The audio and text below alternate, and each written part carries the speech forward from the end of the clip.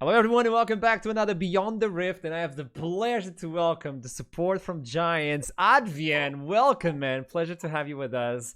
So Hello. I'm gonna do the normal one. How are you feeling? Yeah, I told you I wouldn't do it, but I want to know how you feeling, man.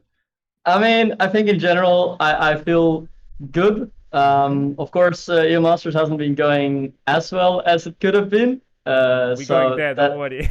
yeah. So that, of course, it blows a bit. But my last EU Masters, I went the same way. It went 1 and 2 as well, and then we made it all the way to finals. So, this result doesn't mean anything yet, I That's think. exactly what I wanted to know. Like, Yeah. I wanted to bait you to talk about that, so that is a good one to cue us in. Adrian, before we start this one, I would like to know more of you as a player and as a person as well. I would like to know how this whole journey started for you as a player. How did you start playing League of Legends to begin with? Oof. So I've been playing League of Legends for a long time already. I think it was in high school, maybe when I was 15, which is 10 years ago. 10 years, so you started season Yeah, one almost. pretty much. Well, it's season 12 now, so I'm guessing season Oh, boy. 2-ish. It's been a long journey. And I played a lot with my friends. Then, of course, I started playing ranked. That's where the trouble started. Um, I basically just played League on and off for a long time. Then I went to university. I stopped playing for a bit because of university, whatever. I had to do much more than I had to do for high school. And then, yeah, basically I was playing League of Legends for a long time, but I had a very bad computer. Okay. And there was even a moment actually at when I was in uni where I was in between places to sleep Okay. because I wanted to live in the city where I studied, but I didn't really have a good spot, so I actually slept kind of illegally in someone's second room for $100, and I Oh. slept there on only a mattress. So, and I think that took like 2 or 3 months. I slept on a mattress in the side room of someone, and because of that, I didn't have a desk. I didn't have a computer. I didn't have stable internet connection. So for a long time, I didn't play the game. Um, and then one day, I decided that I really liked playing League of Legends, and I really wanted to try and play at a high level Yeah. because I think I was around master, grandmaster kind of, but I wasn't really blowing up. And I told myself if I couldn't reach challenger on my own, I didn't want to try anything professional.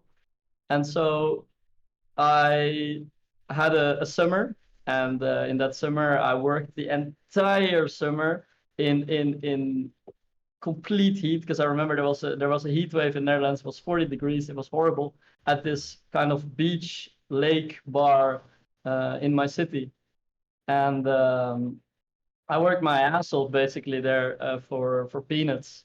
And at the end of that, I got my salary, and of that, I bought an actually good computer that I could use Yeah. to play League of Legends. And after that, I quite quickly hit a pretty high rank on the ladder, and I decided, hey man, I'm studying now, but I don't really enjoy university that much. Like, I do it because I don't know what else to do with my life, kind of. And I have this opportunity to play League of Legends, which I think then was big, where I got an offer from.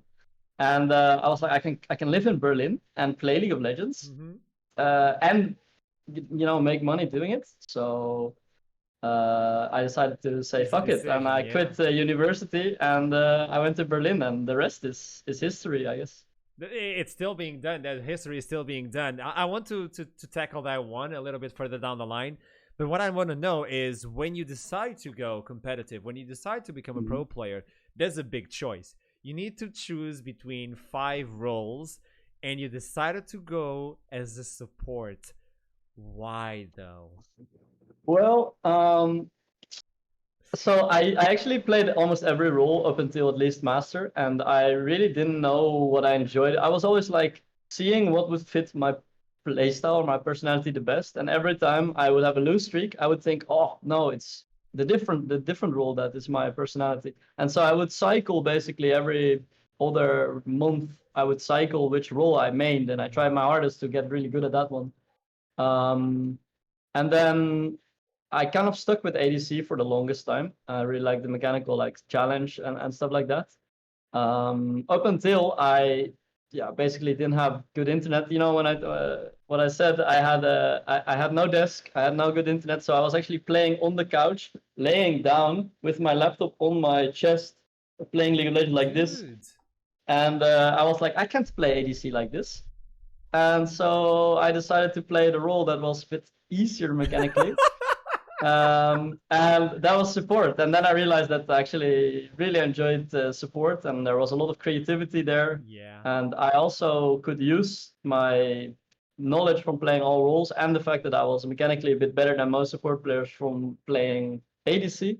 And I decided that was probably my best bet to go professional. So it's really interesting because it kind of pans out with the history of Archarom, where he was an AD carry and then switched to support, and he's so good because he knows that all the AD carries things.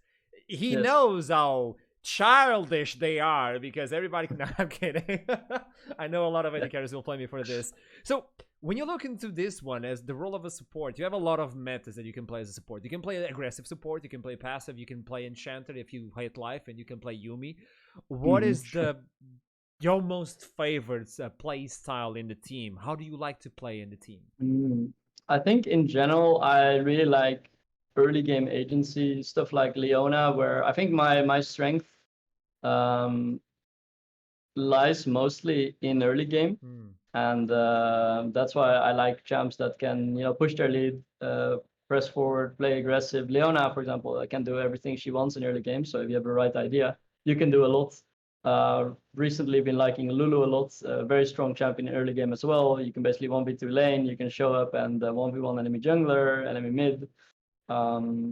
So yeah, I like champs in general that put the pedal on the metal, I guess. Early game, but I also really enjoy playing just different styles. I like the variety of my role the most.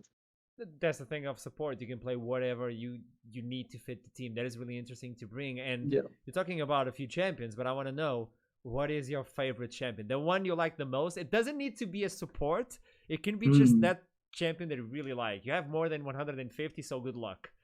Well, I really like Lucian, actually. I played a lot of Lucian back in the day. I love the way he plays fast, the combos. You have to play mechanically well. I really like playing Lucian. Could you see Lucian as a support maybe one day?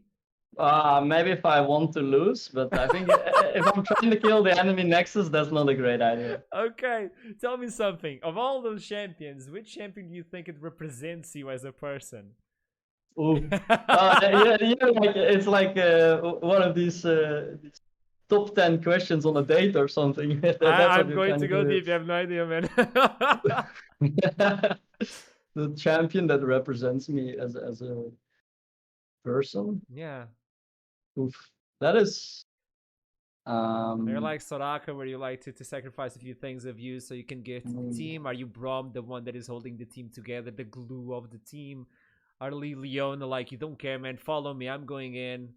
Are you Yuumi, you want to jump on the back of someone and say, I'm going to go dinner, win this for me?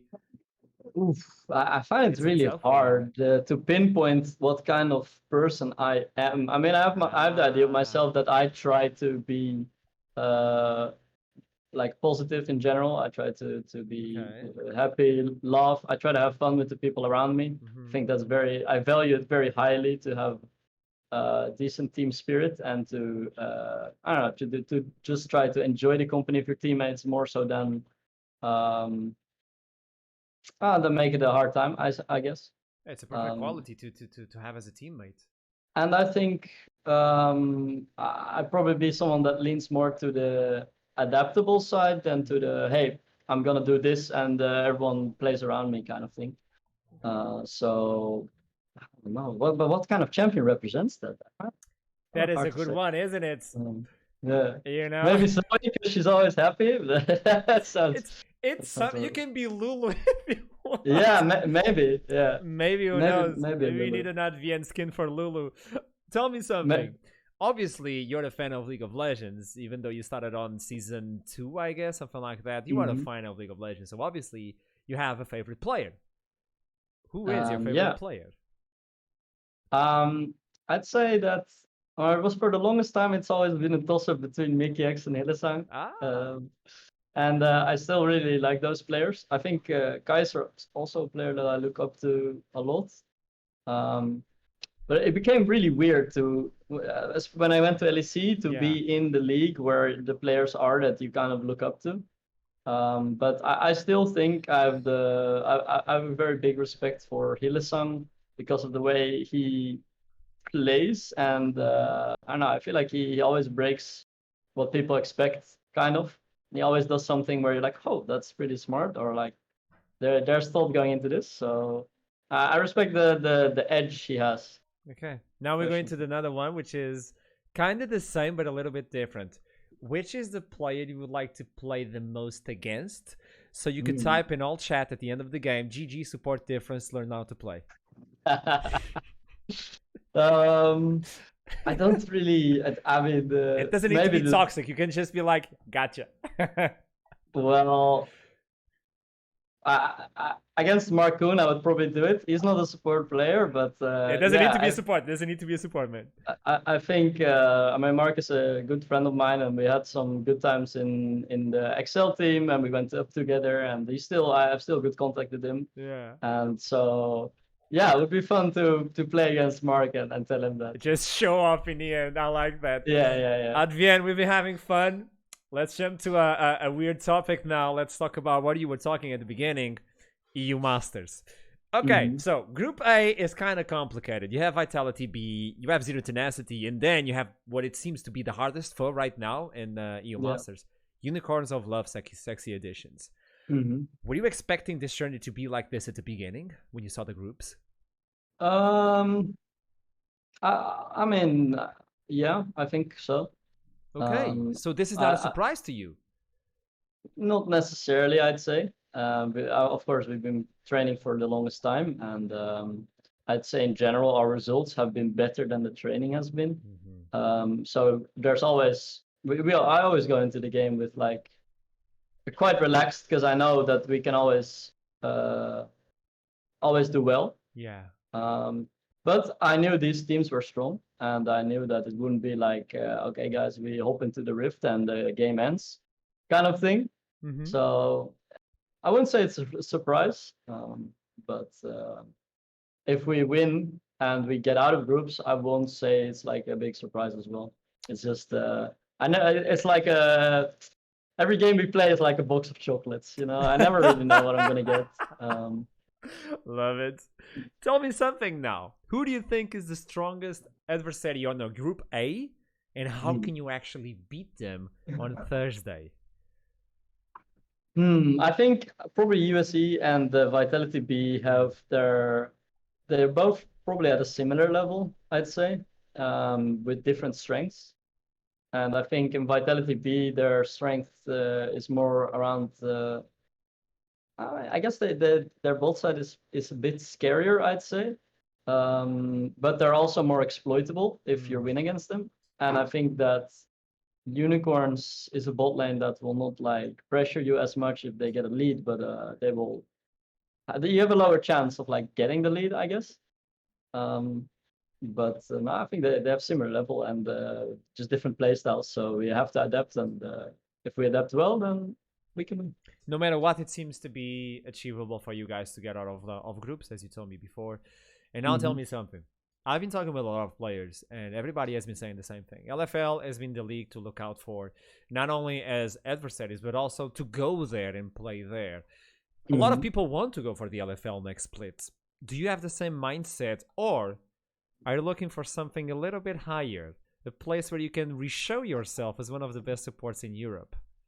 Well, of course, it goes without saying that I'm still looking to play in the LEC, and I think that I still have the level of the LEC. I think, without tooting my own horn, I think if you look at the games I play and if you look at my statistics, I think you would see that I'm still performing very well. Yes, you are. I would agree with that. And so my sights are still set on the LEC the same way, and I feel like I haven't really had my chance to prove myself yet, because I mean I've had half a split when I came in, Yeah. which for me was really a development split, and it was very stressful coming in like that in my second split of my career basically, and playing against the best of the best. And after that, I was really excited to like make it work the next split, but of course I didn't get much time there. So I don't know. I'm just really excited also with the newfound confidence I got in ERL to go back to the LEC and to show that I can be one of the top players in Europe, or at least I can become that as well. But let's say in the case that that doesn't work, I think both. I think there's in every ERL there's a chance to land a really good team that's competitive. Both the NLC, which obviously we already did, but Join us again, Advienne. Join the crew again. who knows? But I think every region should theoretically be able to put a team that's very competitive and can win a Masters. So I just think the benefit the LFL has is that there's probably more teams that have this chance. So you're playing all year round against these teams, which should make you improve faster, theoretically, right? On the other hand, it can also be a benefit to win a lot and to have more time to develop on your own pace if you're playing in an easier league. And I think there can be benefits to both. Okay. Now we're going to something more personal, and this has been a long journey for you, obviously, and I didn't even know it was 10 years. I thought it was like 8 or something, so it's a long journey. Through all of those years, Advienne, what is your favorite moment so far? The one that you look back and you can say, this is why I play this game. I think that it's probably been the atmosphere we had in the BTXL team. I really enjoyed. I think all those players, I would say, are good friends of me, and or they became that throughout the split. I think we had a very good vibe. I remember we would play football together on the sunny days, you know, after scrims, and of course we got far, which also helps with the good memories. So I think that was a very nice memory. But in general, what I really enjoy is, I mean, every bit had its own value, kind of, you know, where I feel like my first time in Berlin, in Big, had a lot of value for me because it was finally a step where I didn't study anymore. I made my own decisions, and I was really happy, I don't know, changing my life for the better in that way. Then the BTXL team was just a very nice experience. We had very capable people around us, and we just had a very good vibe as well.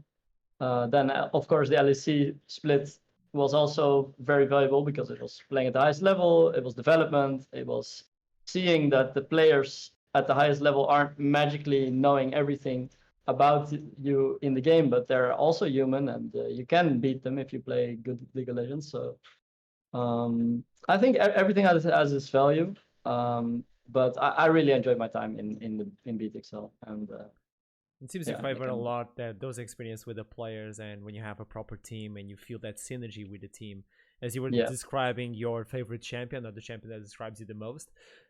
It seems like that is what Advienne is all about, having that good synergy inside of the team. And then we go to the other side of the question, which is, what is the toughest moment you had to go through esports? I mean, I think we can all. I think we can all feel that in. Well, I mean, it was the moment where I got told that I basically wasn't in the team anymore. Practically, I mean, out of nowhere, right? Yeah. I mean, that was a tough moment, partially because I didn't expect it, because we had a very good vibe in the team there as well. I think I would say I was very good friends with everyone in that team as well. And it was just, you know, I just came from an off season. I was super ready to start playing LEC. I was excited, and then suddenly you have nothing to do anymore. You know, like from one day you're excited, you're playing scrims, you're ready, and then the next day you're suddenly It's doing done. nothing anymore. Yeah. It's done. It's over, and I couldn't do anything anymore. I wasn't allowed to do anything. Let me ask you something while we are on the subject. I've had something kind of like that, and at the time I felt maybe I'm not as good as I thought I was. Did that thought cross your mind? Absolutely. Then tell me, And how did you I get mean, back into the trap? Because you're showing off right now in the LVP. Everybody knows who you are, and you're still considered one of the best supports in Europe. Dot. How can you come back from that one? Because that is valuable experience for someone that can see this in the future, and he's like, how did he do it? Because I can't do it right now. well, at the start it was kind of rough, because I don't know, you never really know in League of Legends how good you are. It's really hard to grasp it, in any way, shape, or form. Of course, casters, people that they like to create narratives. Yeah. But it's really hard to say what a player does in a team, what a player provides. I think there's multiple ways a player can be good, and I don't know, and I felt that I maybe fell short, in a way, and I think I never really play solo queue to get a high rank during the season. I always use it to practice things and to play maybe a bit crazy, doing things outside of my box, basically, to see if it works and if I can learn something from it. And that combined with the fact that I was suddenly jobless and I was in lower rank, you start doubting yourself, like, hey, maybe I'm not good enough. I'm playing in this rank right now, and I'm suddenly out of LEC, Yeah. But I had a lot of good talks with my agent, Fabian, and Fabian Roy, and he helped me out a lot with my mental stuff and with how I felt, of course, from coming from his sports psychologist background and him being the old sports psychologist in Excel. So we had these talks already, and in off season I just played a lot of solo queue to get a higher rank, and I started getting my confidence back. And when I hit ERL scrims, I realized that I was in fact a lot better than I thought, and yeah, that's basically how it started coming back. So maybe that broken bone will heal and even get you stronger when you get back. Absolutely. And then you can end the game and say, GG, learn how to play. And you can slap on those kids, like, style on them. Exactly. Who knows? Exactly. Final question for you, Advienne. And so far, this has been really, really enjoyable. I knew talking with you was going to be easy and fruitful as well. Final question for you is, if you could go back, talk to your younger self, you decide what time, what would you say and what advice would you give to yourself? That's a good one.